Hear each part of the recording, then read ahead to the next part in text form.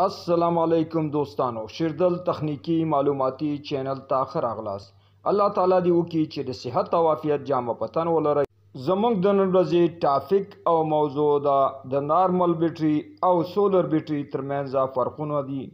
دوستانو، عموما د نارمل بیټري او سولر بیټري ترمنځ ډېر زیات فرقونه دي، خو زه غواړم بعضې مختصر تاسې ته ذکر کم ترڅو تاسې ته خبر شئ او په آینده کې د دې دواړو بیټرو څخه په خپل ځای باندې استفاده وکړئ او ګټه ترې واخلئ.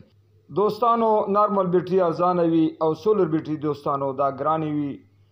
نارمل بیټریانې د 1 کال نه تر 3 کالو پورې ګارنټي لري او سولر بیټریانې د 3 کالو نه 5 کالو پورې ګارنټي لري.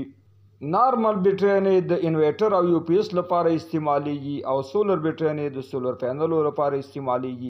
نارمل بیټریانې په کم امپیر باندې چارجیږي او کم امپیر سپلای کوي او سولر بیټریانې په های کرنټ باندې چارجیږي، یعنی په های امپیر باندې چارجیږي او های امپیر چې دی دا پاور سپلای کوي. نو راځو دوستانو مین موضوع او ټاپک ته. بیټري د چارجونو د سٹور کولو یوه ذخیره ده، یوه آله ده دوستانو چې په دې سره موږ کولی شو چارجونه سٹور کوو. کله چې موږ دې ته ضرورت ولرو د دې څخه ډیسې استفاده کولی شو، که هغه شپه وي که ورځ وي دوستانو.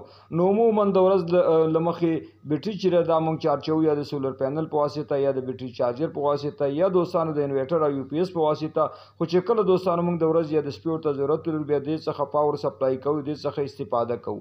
دوستانو په هرې بیټرۍ باندې سی یعنی کپیسیټي لیکل شوی وي، په کوم نورمال بیټري وي، که جیل بیټري وي، که ډرای بیټري وي یا دوستانو سولر بیټري وي، په هر بیټرۍ باندې د دې کپیسیټي لیکل شوی او ورسره هاورز لیکل شوی، یعنی ساعتونه څو ساعته دا کار کوي. نو دوستانو زه غواړم په دې کې تاسې ته مثال درکړم چې څنګه تاسې کولی شئ خپله بیټري کالکولیشن د محاسبه کوي چې زمونږ بیټري په های کرنټ باندې چارجیږي او ډسچارجیږي که نه په لو کرنټ باندې چارجیږي او ډسچارجیږي. نو دوستانو مثلا زمونږ سره 2 عدد بیټریانې دي او دواړه بیټریانې 1.5 سل امپیره دي چې یوه دوستانو سولر بیټري ده او بله نورمال بیټري ده. نو دوستانو کله چې په هرې بیټرۍ باندې کپیسیټي لیکل شوي او ورسره لیکل شوي، په نارمل بیټري سی 20 یعنی 20 لیکل شوي او په سولر بیټري باندې سی 10 یعنی 10 لیکل شوي. نو دوستانو موږ څنګه کولی شو چې د خپلو بیټریانو ډسچارج کرنټ او چارج کرنټ دوستانو یعنی چارج کولو امپیر او د دې څخه د لوډ په وخت کې د استفادې کولو چې څه وخت موږ دا ډسچارج کوو د دې کرنټ معلوم کړو چې په 100 امپیر باندې موږ دا چارج کولی شو او 100 امپیر موږ د دې څخه استفاده شو کولی.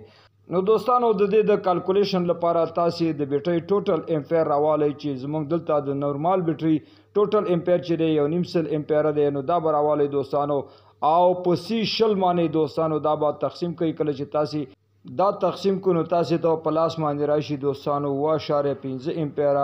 نو نورمال بیټریانې چې دي دوستانو عموما تاسې په 1.5 امپیره باندې چارجولی شئ او 1.5 امپیره لوډ د دې څخه استفاده شئ کولی.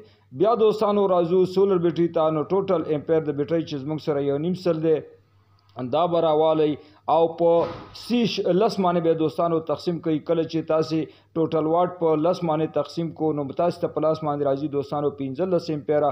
نو سولر بیټري چې ده دوستانو دا عموما په 15 امپیره باندې دا چارجیږي او په 15 امپیره د دې څخه موږ لوډ اچولی شو، دې څخه استفاده شو کولی. نه 15 باندې دوستانو دا امپیره باندې دا چارجولی شو او په 15 امپیره باندې موږ دا سولر بیټري چې دا ډسچارج کولی شو. نو عموما ښې بیټریانې چې دي د سولر پینلو لپاره چې های کرنټ لري او په های کرنټ څخه دې څخه موږ استفاده کوو، نو سولر بیټریانې دي. نو تاسې کولی شئ دوستانو کله چې تاسې په کورونو کې سولر سیستم لرئ نو د سولر سیستم لپاره ښې بیټریانې چې دي، بیسټ بیټریانې چې دي، غوره بیټریانې چې دي هغه سولر بیټریانې تاسې ورته نصب او کنیکشن کوئ ترڅو تاسې ته د ډېر لانګ ټایم لپاره یا د ډېر وخت لپاره استفاده وکړئ. او کله چې تاسې په کورونو کې انورټر او یو پی ایس استعمالوي د دې لپاره ښې بیټریانې دي، ځکه سولر انورټر او یو پی ایس چې دی دوستانو دا عموما کم کرنټ باندې کار کوي، په کم کرنټ چې دی دا سپلای کوي. نو دې دپاره بیس او غوره بیټري چې دی دوستانو دا نورمال بیټري ده.